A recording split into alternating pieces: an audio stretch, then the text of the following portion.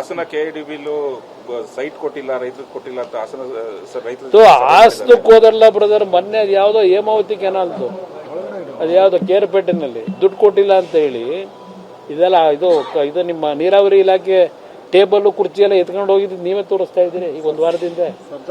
ಹಾಸನದಲ್ಲಿ ಅಲ್ಲಿ ಯಾವ ಒಂದು ಟೌನ್ ಇದು IITಗೆ ಅಂತೇಳಿ ಜಾಗ ಅಕ್ವೈರ್ ಮಾಡಿದ್ರು. ಅವತ್ತು ಇದ್ದಂಥ ರೇಟು 2 ಲಕ್ಷವೋ 3 ಲಕ್ಷ ರೂಪಾಯಿ ಇತ್ತು ಅಲ್ಲಿ ಇದ್ದಂಥ ಬೆಲೆ, ಅವತ್ತಿನ ಭೂಮಿ ಬೆಲೆ. ಆ ಸಂದರ್ಭದಲ್ಲಿ 25 ಲಕ್ಷ ರೂಪಾಯಿಗಳನ್ನು ಕೊಟ್ಟಿದ್ದೇವೆ 2 ಲಕ್ಷ 3 ಲಕ್ಷ ಇದ್ದಂಥ ಸೈಟ್ ವ್ಯಾಲ್ಯೂಗೆ. ಅಲ್ಲಿ ಬೆಂಗಳೂರಿನಿಂದ ಹಲವಾರು ಜನ ಬಡಾವಣೆ ನಿರ್ಮಾಣ ಮಾಡೋಕ್ಕೆ ಅಂತ ಹೋಗಿದ್ರು. ಅಲ್ಲಾಗಲೇ ಅಲ್ಲಿ ಒಂದು IIT ಒಂದು ಮಕ್ಕಳಿಗೆ ವಿದ್ಯೆ ಕಲಿಸ್ತಕ್ಕಂಥ ದೃಷ್ಟಿಯಿಂದ IITಗೆ ಅಂತೇಳಿ ಅಕ್ವಿಸೇಷನ್ ಮಾಡಿದ್ರು. ಇನ್ನು ಡೈಲಿಯಿಂದ IITಗೆ ಆಗಿಂದ ಕೊಡ್ತೀವಿ ಅಂತ ಹೇಳಿದ್ರು. ನಾನೇ ಮುಖ್ಯಮಂತ್ರಿ ಇದ್ದಾಗ ಇವರು ನಮ್ಮ HRD ಮಿನಿಸ್ಟ್ರು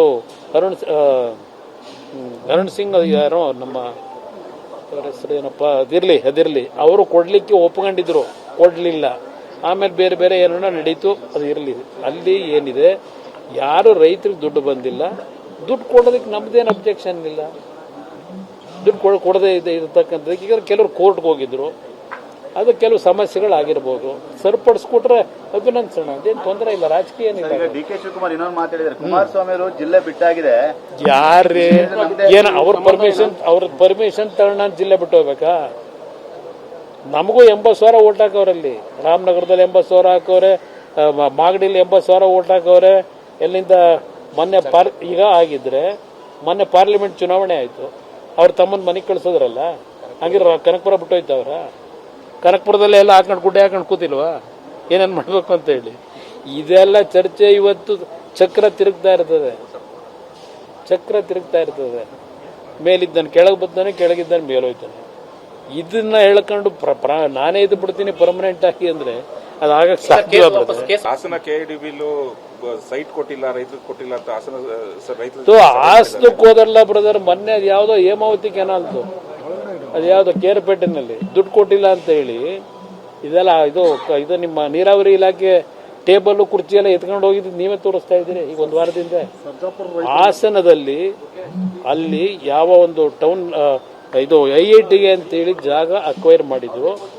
ಅವತ್ತು ಇದ್ದಂಥ ರೇಟು 2 ಲಕ್ಷವೋ 3 ಲಕ್ಷ ರೂಪಾಯಿ ಇತ್ತು ಅಲ್ಲಿ ಇದ್ದಂಥ ಬೆಲೆ, ಅವತ್ತಿನ ಭೂಮಿ ಬೆಲೆ.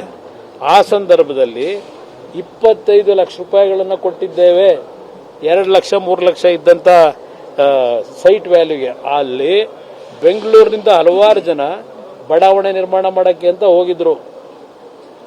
ಅಲ್ಲಾಗಲೇ ಅಲ್ಲಿ ಒಂದು IIT ಒಂದು ಮಕ್ಕಳಿಗೆ ವಿದ್ಯೆ ಕಲಿಸ್ತಕ್ಕಂಥ ದೃಷ್ಟಿಯಿಂದ IITಗೆ ಅಂತೇಳಿ ಅಕ್ವಿಸೇಷನ್ ಮಾಡಿದ್ರು. ಇನ್ನು ಡೈಲಿಯಿಂದ IITಗೆ ಆಗಿಂದ ಕೊಡ್ತೀವಿ ಅಂತ ಹೇಳಿದ್ರು. ನಾನೇ ಮುಖ್ಯಮಂತ್ರಿ ಇದ್ದಾಗ ಇವರು ನಮ್ಮ HRD ಮಿನಿಸ್ಟ್ರು ಅರುಣ್ ಸಿಂಗ್ ಯಾರೋ ನಮ್ಮ ಹೆಸರು ಏನಪ್ಪ ಅದಿರಲಿ ಅವರು ಕೊಡ್ಲಿಕ್ಕೆ ಒಪ್ಕೊಂಡಿದ್ರು, ಕೊಡ್ಲಿಲ್ಲ. ಆಮೇಲೆ ಬೇರೆ ಬೇರೆ ಏನೋ ನಡೀತು, ಅದು ಇರಲಿ. ಅಲ್ಲಿ ಏನಿದೆ, ಯಾರು ರೈತರಿಗೆ ದುಡ್ಡು ಬಂದಿಲ್ಲ, ದುಡ್ಡು ಕೊಡೋದಕ್ಕೆ ನಮ್ದೇನು ಅಬ್ಜೆಕ್ಷನ್ ಇಲ್ಲ. ದುಡ್ಡು ಕೊಡದೇ ಇರತಕ್ಕಂಥದ್ದಕ್ಕೆ ಈಗ ಕೆಲವರು ಕೋರ್ಟ್ಗೆ ಹೋಗಿದ್ರು, ಅದು ಕೆಲವು ಸಮಸ್ಯೆಗಳಾಗಿರ್ಬೋದು. ಸರಿಪಡಿಸ್ಕೊಟ್ರೆ ಅಭಿನಂದಿಸೋಣ, ಅದೇನು ತೊಂದರೆ ಇಲ್ಲ, ರಾಜಕೀಯ ಏನಿಲ್ಲ. DK ಶಿವಕುಮಾರ್ ಇನ್ನೊಂದು ಮಾತಾಡಿದ್ದಾರೆ, ಕುಮಾರಸ್ವಾಮಿ ಅವರು ಜಿಲ್ಲೆ ಬಿಟ್ಟಾಗಿದೆ. ಯಾರೇ ಏನು ಅವ್ರ ಪರ್ಮಿಷನ್ ತಗೊಂಡು ಜಿಲ್ಲೆ ಬಿಟ್ಟು ಹೋಗ್ಬೇಕಾ? ನಮಗೂ 80,000 ಓಟ್ ಹಾಕವ್ರಲ್ಲಿ. ರಾಮನಗರದಲ್ಲಿ 80,000 ಹಾಕವ್ರೆ, ಮಾಗಡಿಲಿ 80,000 ಓಟ್ ಹಾಕವ್ರೆ. ಎಲ್ಲಿಂದ ಮೊನ್ನೆ ಈಗ ಆಗಿದ್ರೆ ಮೊನ್ನೆ ಪಾರ್ಲಿಮೆಂಟ್ ಚುನಾವಣೆ ಆಯಿತು, ಅವ್ರ ತಮ್ಮನ ಮನೆಗೆ ಕಳಿಸೋದ್ರಲ್ಲ. ಹಂಗಿರ ಕನಕಪುರ ಬಿಟ್ಟೋಯ್ತವ್ರ. ಕನಕಪುರದಲ್ಲೇ ಎಲ್ಲ ಹಾಕೊಂಡು ಗುಡ್ಡೆ ಹಾಕೊಂಡು ಕೂತಿಲ್ವಾ ಏನೇನು ಮಾಡಬೇಕು ಅಂತ ಹೇಳಿ. ಇದೆಲ್ಲ ಚರ್ಚೆ ಇವತ್ತು ಚಕ್ರ ತಿರುಗ್ತಾ ಇರ್ತದೆ. ಮೇಲಿದ್ದಾನೆ ಕೆಳಗೆ ಬರ್ತಾನೆ, ಕೆಳಗಿದ್ದಾನೆ ಮೇಲೋಯ್ತಾನೆ. ಇದನ್ನ ಹೇಳ್ಕೊಂಡು ನಾನೇ ಇದು ಬಿಡ್ತೀನಿ ಪರ್ಮನೆಂಟ್ ಆಗಿ ಅಂದ್ರೆ ಅದು ಆಗಕ್ಕೆ ಸಾಧ್ಯ.